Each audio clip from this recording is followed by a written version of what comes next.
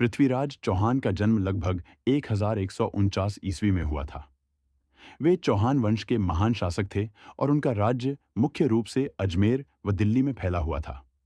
उनके पिता का नाम सिंहराज चौहान था और माता का नाम कर्पूर देवी। बचपन से ही पृथ्वीराज शौर्य, धनुर्विद्या और राजनीति में निपुण थे। उन्हें संस्कृत, प्राकृत और कई भाषाओं का ज्ञान था। पिता की मृत्यु के बाद मात्र 11 वर्ष की आयु में पृथ्वीराज चौहान अजमेर की गद्दी पर बैठे। कम उम्र के बावजूद वे पराक्रमी, न्यायप्रिय और प्रजाहितैषी शासक सिद्ध हुए। बाद में उन्होंने दिल्ली पर भी अधिकार कर लिया और उनकी राजधानी अजमेर व दिल्ली दोनों बनी। पृथ्वीराज चौहान ने कई राजाओं को पराजित कर अपना साम्राज्य विस्तार किया। उनके साम्राज्य में वर्तमान राजस्थान, हरियाणा, दिल्ली, पंजाब और उत्तर प्रदेश के बड़े हिस्से शामिल थे। वे अपने साहस, शौर्य और रण कौशल के लिए प्रसिद्ध थे।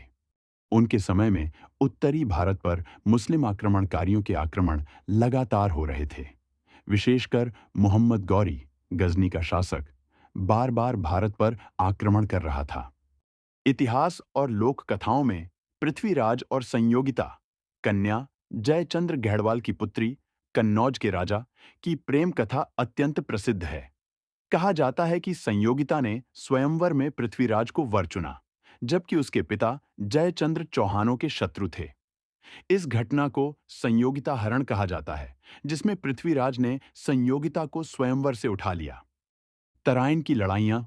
पहली तराइन की लड़ाई 1191 ईस्वी। स्थान तराइन, वर्तमान हरियाणा के पास। पक्ष पृथ्वीराज चौहान बनाम मोहम्मद गौरी। परिणाम पृथ्वीराज चौहान ने निर्णायक जीत हासिल की और गौरी को कैद कर लिया।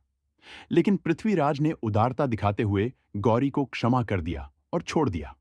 दूसरी तराइन की लड़ाई। स्थान तराइन। गौरी ने बड़ी तैयारी और रणनीति के साथ पुनः आक्रमण किया। इस बार हिंदू राजाओं में एकता नहीं थी और पृथ्वीराज अकेले पड़ गए। परिणाम पृथ्वीराज पराजित हुए और कैद कर लिए गए। मोहम्मद गौरी ने उन्हें गुलाम बनाकर गजनी ले गया। लोक कथाओं के अनुसार चंद बरदाई, पृथ्वीराज के कवि व मित्र, ने उन्हें अंधे होकर भी लक्ष्य भेदने की कला का स्मरण कराया। कहा जाता है कि एक दिन गौरी ने पृथ्वीराज की शक्ति की परीक्षा ली और पृथ्वीराज ने आंखों पर पट्टी बांधकर तीर से गौरी को भेद दिया। इसके बाद स्वयं भी प्राण त्याग दिए।